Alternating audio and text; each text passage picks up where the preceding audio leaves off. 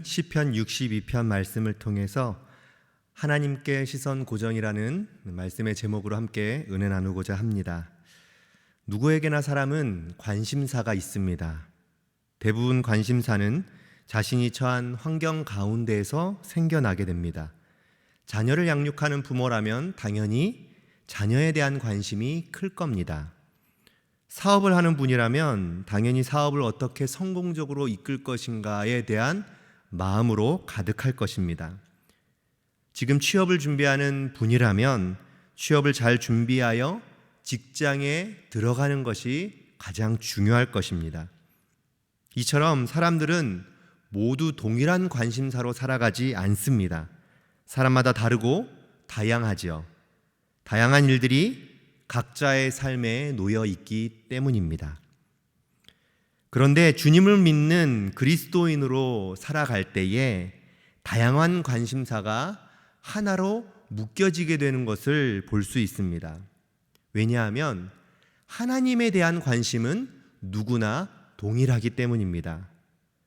분명 각자가 처한 현실과 상황은 또 벌어지는 일은 다를지 모르지만 그것을 바라보고 대응하고 갖는 마음은 동일하기 때문입니다.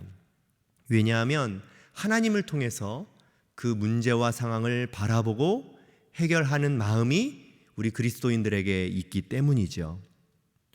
오늘 말씀은 우리가 삶을 살아가면서 무엇에 초점을 맞추어 살아가야 하는지 고백하는 내용입니다.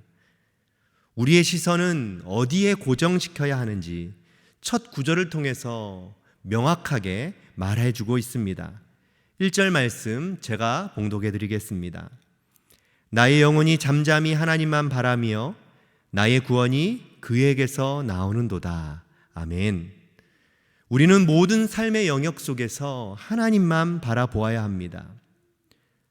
사실 그리스도인이라면 하나님을 바라보아야 한다는 사실은 누구나 알고 있는 말씀입니다. 그런데 막상 삶을 살아가다 보면 그것이 쉽게 되지 않음을 느끼곤 합니다. 하나님을 바라본다고 고백하면서도 오히려 다른 것들을 바라보는 것이 허다한 것이죠.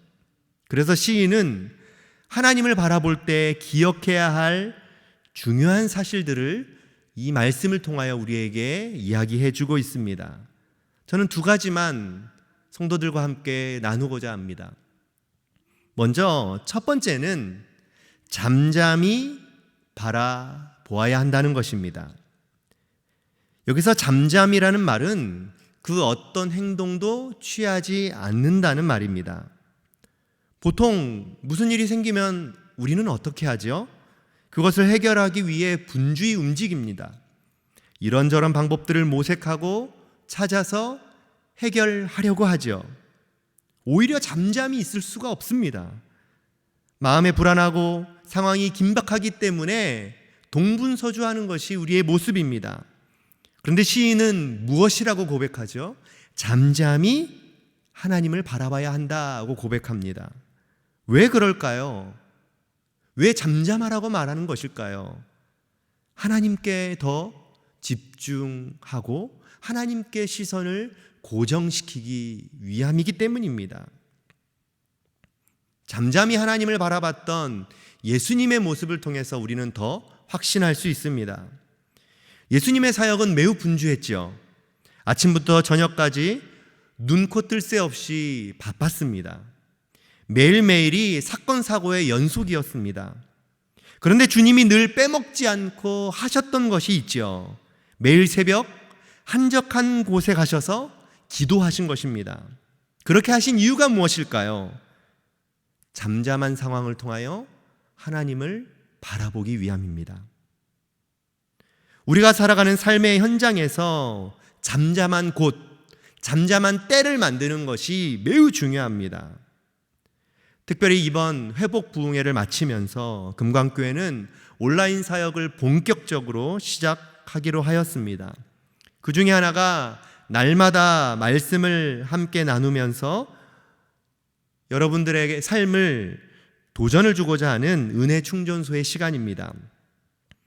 매일 방송으로 함께 말씀을 나누는 이유는 단 하나이죠. 바쁜 일상 속에서도 잠잠히 주님을 바라보는 시간을 놓치고 싶지 않기 때문에 그렇습니다.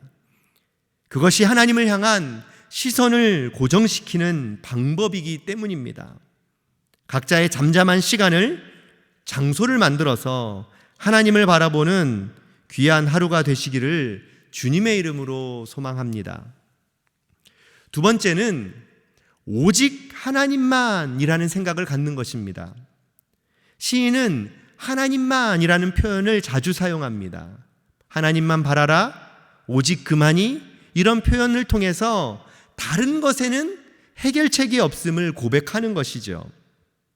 사람들은 어떤 문제가 생기면 그것을 해결하는 방법을 찾으려고 합니다. 주변 상황들을 돌아보면서 해결할 만한 것들을 바라보게 되죠. 나의 인맥을 통해서나 물질을 통해서나 내가 가진 지식을 통해서나 아니면 내가 가진 그 건강을 통해서 그것들을 돌파해내려고 합니다. 하지만 그것이 진정한 해결 방법이 아니라는 것을 우리는 알고 있습니다. 그것이 내 삶의 근본적인 문제를 바꿀 수는 없기 때문입니다. 시인도 그것을 잘 알고 있었죠.